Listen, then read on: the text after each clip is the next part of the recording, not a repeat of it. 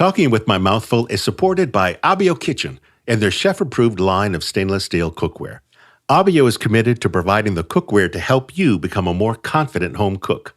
The Abio set comes with the 5 pans you need to do 95% of your cooking at half the price of comparable sets. The one and I use it in our home, and we love it. Visit abiokitchen.com to learn more.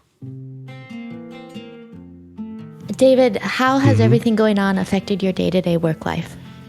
It hasn't really affected my work life in the sense that I've always worked from home. For the last 25 years or so, I've worked from home. Now, the difference is the one is here. So suddenly there's someone in my space when I'm not used to that. And while it's wonderful, when I'm trying to work and he decides that he wants to talk about, I don't know, the color of the paint for the room, it does interrupt things. But a little. I'm fortunate that it hasn't interrupted my life too much. How about you, Renee? It's barely affected my work compared to most people, right? I'm incredibly fortunate. I mean, I teach yoga as well, and obviously studios shut down, but I'm learning to teach online, so that's fine. But with Leets, again, the mechanics of what I'm doing day to day is the same, but I did scramble quite a lot to try to get more and more pantry-friendly recipes on the site for people. And bread recipes too, right? And bread recipes. Well, that was the first couple weeks until everyone ran out of flour and yeast. That's so very then we true. started putting sourdough starter recipes on the site and gluten-free recipes, right, that don't contain flour. So Smart. we're just trying to respond in the moment to what people are experiencing and what they're asking us for. But, we're very, very fortunate because we do work at home, but millions and millions of people are severely impacted by what is basically the shutdown of America. And among the hardest hit people are the hospitality workers. So today we're taking a more serious sidetrack to discuss the economic impact coronavirus is having on the restaurant industry. Hello, I'm David Leet, founder of the website Leet's Culinaria. And I'm Renee Shetler, editor-in-chief. And this is Talking with My Mouthful. Our guest today is none other than the dryly witty, vocally outspoken chef, Hugh Acheson. You've seen him on Top Chef and Top Chef Masters as a contestant and judge. Hugh's the owner of 3 restaurants, all in Georgia, and he's the author of 5 cookbooks, 4 of which, along with some recipes, are featured on Leet's Culinaria. Welcome, Hugh. Well, thanks for having me, David. So, Hugh, we've been hearing a lot about what's going on with you, but before we get to that, what have you been doing besides teaching your dog, Dolly, how to cook pasta? Oh, it's my girlfriend's dog, but, Dolly is a very bright dog, a little puppy-centric, but that's okay. No, we've been doing a lot, it's crisis time, and so every day's a little bit different in my world, but Empire State South, we closed down the restaurants on the Ides of March, on March 15th. So we immediately started pivoting towards doing some pretty lavish to-go stuff at Empire. We're still doing some approximation of that, more just geared towards the weekends, not because the market dried up on viability of it, but it's not really economically viable for the long term because it's a paltry amount compared to our regular sales. But what we've pivoted to is working with the Blank Family Foundation, who's Arthur Blank, and World Central Kitchen, and doing upwards of 700 meals a day as sort of boxed lunches delivered to in-need neighborhoods and the medical and first responders and hospitals and all sorts of different drop points. And we're doing the same thing out of 5 and 10 in Athens, Georgia. So that's what we've been doing. And then just, doing a lot of paperwork these days. And what about By George? What's happening there?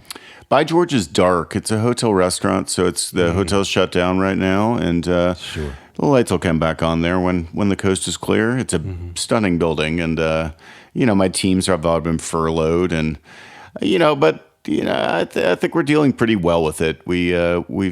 I kind of pivoted towards a lot of people in the industry really advocating selling gift certificates or merch or doing whatever you can, and I just didn't think that would be. Gift certificates are a bit of a dangerous game to play because you don't want to, capitalize your bank account to pay the bills and payroll with selling $50,000 in gift certificates that then immediately come back at you when you reopen, because then you're just not getting the cash you need to be running the business. So what we've done is, over sort of a 2-year period, I sort of reached out on social media with a really simple hand-scrawled post and invited people to prepay for caterings, where I would personally do it with one of my chefs, and parties of 12 to 20 people, kind of all around Georgia, even Spartanburg, one in Austin, and a relatively high price point, but we sold a ton of them. So that really gave us viability to sort of secure our situation and make sure that we weren't going to drown in arrears and things like that. So, a lot of things like that. And then, just pivoting towards planning and strategizing towards reopening the businesses eventually, but that's so day to day. So in the interim, I think we can do a lot for our community, and we can do a lot for the heroes on the front line right now, who are not soldiers, but they're doctors and nurses and hospital workers and FedEx delivery guys and girls and all those people. Hey, one of the things, Hugh, that I was very impressed with is you're very concerned about your workers, about their welfare and what's happening to them. So can you tell our listeners what is happening to those who were working on the line, who were waitresses and waiters in the restaurants? What's going on with them, and how are you trying to help them? We've set up GoFundMe pages for the restaurants to assist them. But, they've gone on, they've been furloughed. So most of the staff, about 95% of the staff at all locations, has gone on unemployment benefits. And that's the last social net that we really have in this country, other than SNAP and what used to be called food stamps. But it's still a pretty robust situation. Who knows if it'll be around much longer after this? It's just costing trillions of dollars to fund it. But so they're there. I mean, we're going to get them all back, and we're going to give them the jobs they had. And we'll see how the industry fares when we reopen. The biggest concern we have is that upon reopening, that it's going to be slow going to get the crowds back, because people are honestly and very smartly concerned about gathering in larger groups. Of course. Well, and you're obviously concerned about the welfare of your employees and others, but what about yourself? You mentioned in a magazine interview a couple weeks ago that you had $26 in your checking account. Yeah, I know, and nobody could believe that. But look, I actually don't take salaries from the restaurants. I get profits when they're there, and when they're not, and we have a savings fund and things like that. I get paid from a lot of other ventures, like writing books and doing little things here and there. So we have steady sources of income. It's just not like a salary. So one day I think I was in that circumstance. I did really have $26 in my bank account, but I was waiting on a pretty substantial book payment. So we're fine. We'll get by. good. And then one of the things many chefs have been saying is that it's important to keep ordering fresh food, produce, and meats, especially from local providers, and not so much packaged goods, because we want to keep the supply chain going. Now, do you agree with that?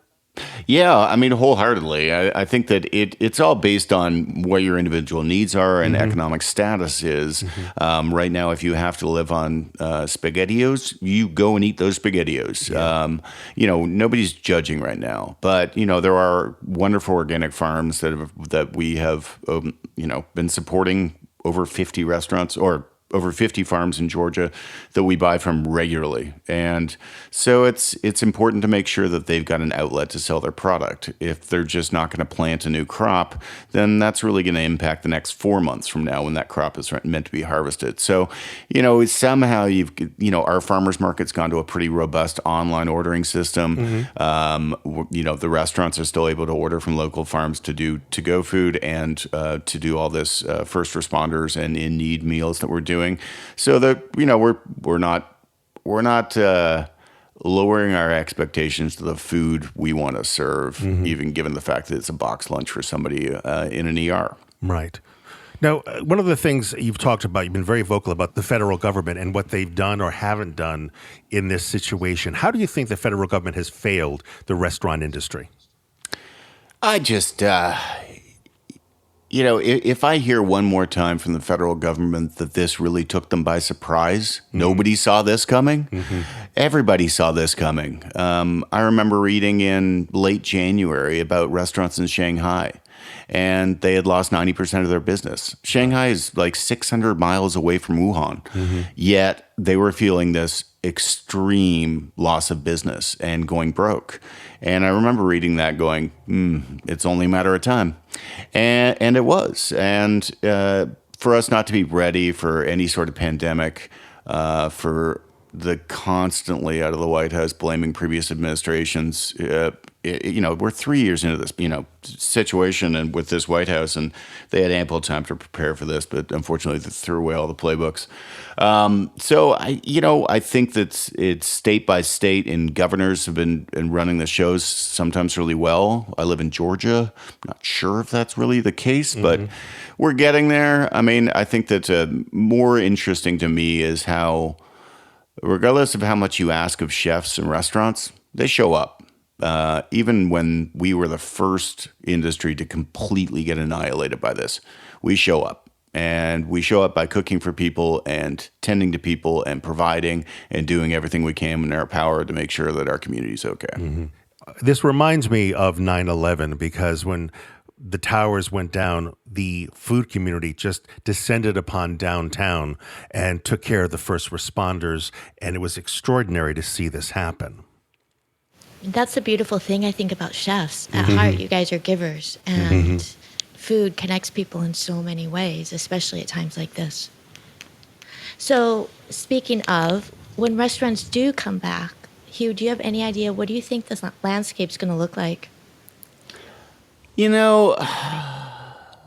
Tom Colicchio, who I'm very close with, was initially saying 75% probably wouldn't come back. And because of the PPP and the CARES Act and things like that, they're going to assist people in coming back, and some of their costs are going to be covered. You're going to see a more successful comeback than just 25% of the restaurant world coming back to work. But I think the landscape's going to be completely different than what we're used to. I think people like Rene Redzepi at Noma have really called out that they're going to have to change. They're going to have to pivot to a much different scenario. I think our ability and want to spend $500 on a meal that lasts 3 hours long at lunch is kind of out the window. And I think for a while we're going to need a little more distance scenarios. I think fine dining is really going to take a big hit. I think to-go food will still be on the rise. I think, but as much as I appreciate the Sweet Greens of the world, I don't want to lose what I love in this business, which is the people that provide hospitality. I don't think you can have hospitality truly in a setting that's not full service. I mean, you can, but it's just not the same. So I'm a little worried about what the return's going to be like. A lot of people are going to, if we employ 12 to 15 million people in hospitality in the United States, 4 million of those are not coming back to jobs. Yeah. Jobs just probably aren't going to be there. So, and the biggest thing we can do now is provide a massive public works program that changes this country for the better. That we know we've got a lot to do. We know we've got a lot to build. We know we've got a lot to fix, and we've got a lot of modernization and progress to make. So we have to put those people back to work in those fields. Now, I was wondering, Hugh, with all of this quarantining going on, so many industries are being reconfigured and rethought. I know, for instance, a lot of companies are saying, hey, this idea of actually working from home and being productive can actually happen. Do you think that this quarantining, the way we've been, will affect and change basically how the restaurant industry works? Will there be some changes done? I think that you're going to be looking at sanitation under a much closer microscope, which is good. We're all in favor of that. We're all in favor of making sure that that's really analyzed and that HACCP plans and action plans are really taken into account. I don't really have the template for that just yet in the blueprint for that, how that's going to go forward, but we're pretty sure it's going to happen. So that's not a bad thing. No, not at all. In the meantime, what can we, the public, people who've been loving going to restaurants and miss it and want to help support in any modest ways that we can, what can we do now? I mean, I think that the smarter restaurateurs who are really caring for their people have furloughed them to to make sure they're well compensated by the government in this downturn. And I think that outside of that, you just need to come back at the end of this. That's the biggest obligation you have as a customer. If you didn't try and go back, don't be confused when that place reopens, then fumbles and goes out of business. Yeah. Buying gift certificates is fine. Buying merch is fine. Buying to-go food is a really iffy scenario, I think. We've got a lot of systems in place. I've had the same crew cooking every day, 5 days a week, and there's no other crew.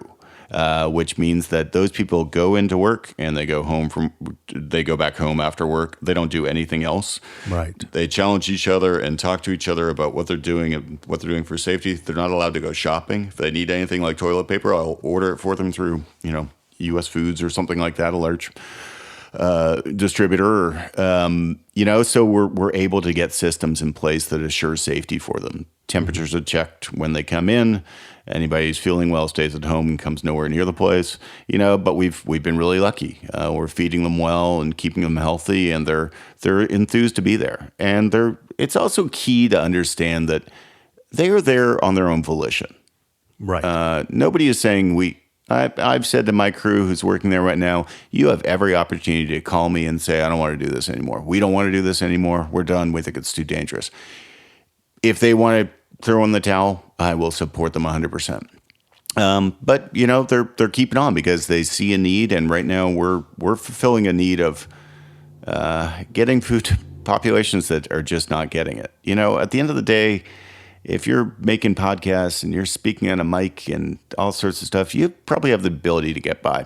Exactly. And a lot of Americans don't. Last week in Athens, or my local hospital, there were a number of people who were admitted for signs of malnutrition and starvation. They had nothing to do with COVID-19, but these are elderly people who barely get by and don't know many people, and they've been sitting terrified in their houses for 2 weeks. And that, to me, is something in this amazing nation of splendor and wealth that it blows my bloody mind that happens. No, especially in this country. So, Hugh, let's talk a little bit about something more hopeful, I'd say. Seed Life Skills. Tell us a bit about that. Yeah, it's a program we initiated a number of years ago to really redefine home economics and how it was being taught. We think there's beauty and importance in producing good citizens in public education and any educational system. And what Seed Life Skills was sort of analyzed it like looking at a Lego set. I'm a good cook, and one of the reasons I'm a good cook is I just have a lot of pieces of technique that I can assemble. My Lego set is bigger culinarily than most people. But I still want every citizen to know how to, when they're in 5th, 6th, 7th grade, learn how to roast a chicken and cut vegetables and make a salad dressing from scratch and make a simple soup. And it's not about prizing important, fanciful ingredients, but it's about teaching really retainable life skills so everybody can say these 3 magic words when they get to be 18, 19, 20, which is, life's difficult, but I got this. I got this. So I think that somehow generationally, we lost a whole generation of cooks. So I started to see Life Skills a number of years ago. It's a charitable organization. It's kind of not very active right now, but what it did is it succeeded in getting a complete curriculum up online that any school district in the world can download for free. It's got ancillary print matter that you can get printed as notebooks and sticker sets and all this stuff. But really, it's just teaching kids how to be, good, nourishing stewards of their own existence as opposed to, hoping for the next Happy Meal. See, and that's what I was so fascinated by, is that any school now can use that curriculum, use that information to be able to have that Seed Life Skills program in their own schools, in their own communities.